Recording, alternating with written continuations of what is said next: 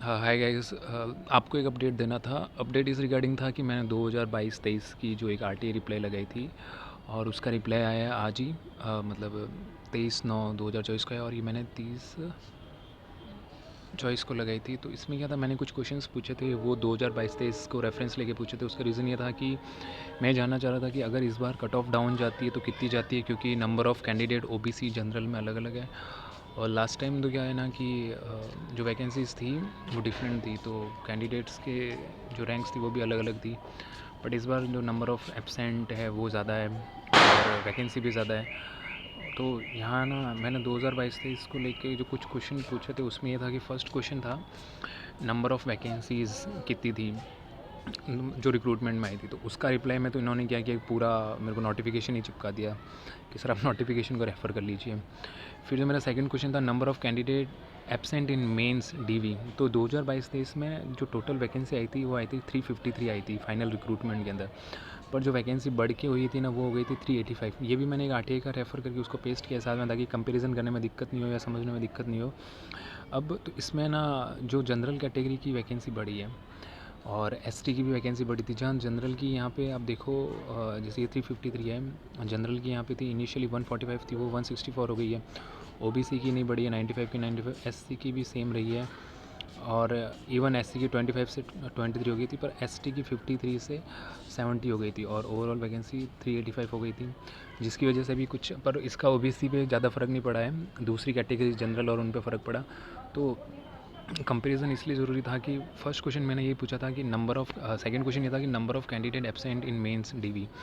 तो मेंस के डीवी में कितने कैंडिडेट एब्सेंट थे उस टाइम 2022-23 के रिक्रूटमेंट के अंदर? टोटल 67 थे कैटेगरी वाइज। एससी में 4, एसटी में 13, ओबीसी में 15, ईडब्ल्यूएस में 2 और जनरल में 33 लोग एब्सेंट थे। फिर सेकंड क्वेश्चन ये था कि sir number of candidate absent in main batch medical में। तो मेडिकल में क्या होता है कि ना, अभी मान लो कि जो डीवी में एब्सेंट थे वही मेडिकल में एब्सेंट थे, पर कुछ लोग जो डीवी करा दिए पर मेडिकल के लिए नहीं गए। जैसे ओबीसी में, एसटी में 14, ओबीसी में 16 हो गए, एक लोग मेडिकल के लिए नहीं गए, ईडब्ल्यूएस में दोनों के नहीं गए। जनरल में जो डीवी नहीं कराया, डीवी कराने के बाद मेडिकल में नहीं आए, तो ऐसे करके 71 मेडिकल में एब्सेंट हो गए थे। उसके बाद है जो फिफ्थ क्वेश्चन था, उसकी इन्फॉर्मेशन मिली नहीं।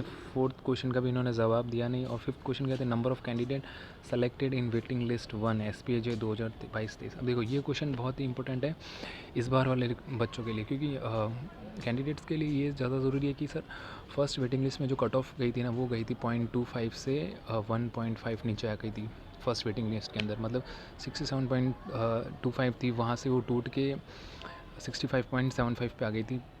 तो 1.5 का डिफरेंस आया था। और इस बार जो एब्सेंट कैंडिडेट ही 42 है और 25 प्लस एक्सटेंशन में है। तो इस बार कट ऑफ कितनी नीचे जाती है उस पर ही क्वेरी है कि सर या भैया कि जितना हो हमें बताओ। तो देखो 36 कैंडिडेट एब्सेंट थे और 36 को ही फर्स्ट वेटिंग के अंदर सेलेक्ट भी किया है। उसके अंदर सेलेक्ट करने के बाद कट ऑफ 1.5 नीचे आ गई है। तो होप है कि इस बार भी, मैंने काफ़ी ग्रुप में देखा है, काफ़ी यूट्यूब्स पर लोगों के कमेंट देखे कि सर हमारे इतने कम है या इस रेंज के अंदर 40 कैंडिडेट्स आ रहे हैं, हमारा होगा नहीं होगा। तो सबके मन में बहुत ज़्यादा डाउट है, पर हम पुराने को रेफ़र करके चलते हैं तो ही हमें जवाब मिलेगा कि सर ऐसा हुआ क्यों। देखो लास्ट ईयर जो डिस्क्वालीफाई हुए थे डीवी के अंदर, ये देखो ओबीसी के अंदर 15, ये सेम 15, मतलब दो आरटीआई को मैं कंपेयर कर रहा हूँ। फेल इन एलपीटी 7, तो इसमें आरटीआई फेल का मैंने पूछा नहीं था। और यहाँ पे जॉइनिंग एक्सटेंशन 12 ने लिया था, ठीक है। टोटल सेलेक्ट हुए थे 95।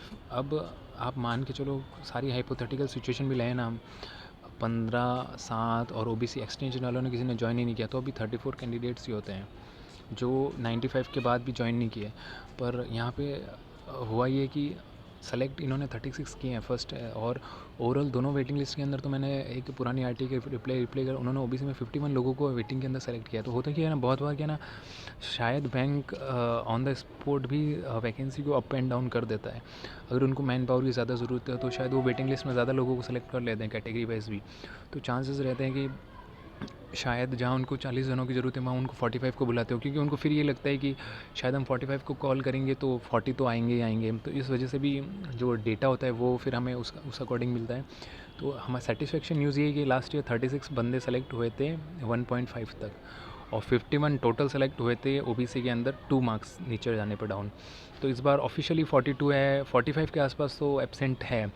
और एक्सटेंशन वाले भी मिला है, अगर कुछ लोग एक्सटेंशन वाले भी ज्वाइन नहीं करते हैं, कुछ लोग रिज़ाइन कर देते हैं, तो डेटा बढ़ के 50-60 के आसपास चला जाएगा। तो मोस्ट प्रोबेबली इस बार भी चांस है कि 2 नंबर तक कट ऑफ कम जाए। और बहुत लोगों को यही डाउट होता है कि सर बैकलॉग वैकेंसी का ये वो वगैरह। तो देखो इसमें लिखा तो बहुत कुछ है, बैकलॉग वैकेंसी इतनी थी, एसटी में इतनी थी, ओबीसी, पर वो डेटा हमारे इतना मेन काम का नहीं है। पता है बैंक एसबीआई ने ये आरटीआई में भी हाईलाइट करके दिया, हाईलाइट करके सर आप गुजरात और इसकी रेफ़र कर लीजिए। तो शायद जितनी हो सकता है, देखो 95 वैकेंसी थी, ये लोग सारे एब्सेंट थे ओबीसी, मतलब 15 और 7 ऑफिशियली देखा जाए तो सिर्फ 22 लोग ही एब्सेंट थे, ठीक है। और भी बहुत सारी आरटीआई मैंने अपलोड कर रखी है, उसमें शायद जो आरटीआई के अकॉर्डिंग जो मुझे जो इन्फॉर्मेशन लोगों ने, देखो यहाँ 22 लोग ही एब्सेंट है अगर कायदे से देखा जाए तो। ये अगर एक्सटेंशन वालों को भी नहीं मिलाया जाए तो भी अगर 36 लोगों को हायर किया अगर इन्होंने फर्स्ट वेटिंग लिस्ट के अंदर, तो ऑब्वियसली है कि रिक्रूटमेंट बढ़ती है बाद में। चांस होता है कि बैंक अपनी मैन पावर को लेता है एक्स्ट्रा, तभी शायद वो वैकेंसी वेटिंग के अंदर भी मल्टीपल लोगों को सेलेक्ट करते हैं। बाकी उम्मीद है कि इस बार वेटिंग लिस्ट जल्दी आ जाएगी, क्योंकि अब नवंबर से पहले पहले यानी कि दिवाली से पहले पहले शायद तक चांसेस है कि खुशखबरी मिल सकती है। और क्योंकि यही है कि आकाश यादव सर ने भी अनाउंसमेंट कर दिया है कि भाई साहब दिसंबर एंडिंग के अंदर एसबीआई क्लर्क का मेंस है, तो चांसेस हैं काफ़ी ज़्यादा अच्छे कि हाँ इस बार कुछ अच्छा हो सकता है और दिवाली अच्छे से जा सकती है। तो जिनके भी 2 मार्क्स तक है वो होप रख सकते हैं और अपनी प्रिपरेशन को भी आगे कंटिन्यू कर सकते हैं। RRB PO, RRB clerk, IBPS clerk के मेंस हैं और उसके बाद आपको आईबीपीएस पीओ के लिए भी पढ़ना है। और तो अब जिनका क्लरिकल में सेटिस्फेक्शन है वो एलपीटी के लिए लग जाएँ, जो अदर स्टेट्स हैं, जो गुजरात से हैं वो खुशी मनाने की तैयारी करें। बाकी ये जो नॉर्मल डेटा था वो आपके सामने है। कुछ मैथ्स की कैलकुलेशन अगर कोई लगाता है और कमेंट करता है कि सर ये आपने तो भैया ऐसे बताया वो ऐसे बताया, तो देखो मैंने जो भी डेटा बताया वो 2022-23 का बताया। 2023 चॉइस के लिए आप उसको रेफ़र कर सकते हो अपनी सुविधा के लिए कि इस बार हमारे लिए क्या चांसेस है, अच्छे हैं बुरे हैं जो भी। बाकी मेनली ये 2022-23 का डेटा है और 51 लोग सेलेक्ट भी हुए हैं। ऐसा नहीं है कि मैंने एक पुरानी आरटीआई अपलोड कर रखी है उसमें। अब वो 51 लोगों, 95 वैकेंसी से 51 लोगों को बुलाना, वो सारा बैंक का अपने लेवल पे होता है। देखो इतनी इन्फॉर्मेशन नहीं निकल पाती है। हम पूछते हैं क्या है, आरटीआई पे जो रिप्लाई आते हैं वो भी क्वेश्चंस के अकॉर्डिंग आते हैं, तो बहुत बार क्या मल्टीपल क्वेश्चन पूछे जाते हैं, पूछने का तरीका सबका अलग अलग होता है। मेरा मेनली ये था कि फ़र्स्ट वेटिंग लिस्ट में कितने सेलेक्ट हुए, क्योंकि मुझे ये आइडिया देखना था कि अगर 36 लोग सेलेक्ट हुए हैं फर्स्ट वेटिंग में ओबीसी के, तो 1.5 कट ऑफ नीचे गई थी। जनरल के अंदर देखो 58 सेलेक्ट हुए थे और 2 मार्क्स कट ऑफ नीचे गई थी। तो जनरल के जो इस बार 90 के आसपास जनरल में भी एब्सेंट है, तो जनरल की भी होप अच्छी है कि कट ऑफ अच्छी खासी कट ऑफ टूटेगी। तो जो भी इस रेंज के अंदर है वो एकदम चिल होकर रहें और अच्छे से आरआरबी के दें, और मतलब उम्मीद कर सकते हैं भगवान से कि इस बार हो जाए, बेड़ा पार करवा दे भगवान आप सबका। थैंक यू गाइज़, और अगर आपको अच्छा लगे इन्फॉर्मेशन तो चैनल को सब्सक्राइब कर देना। Bye bye.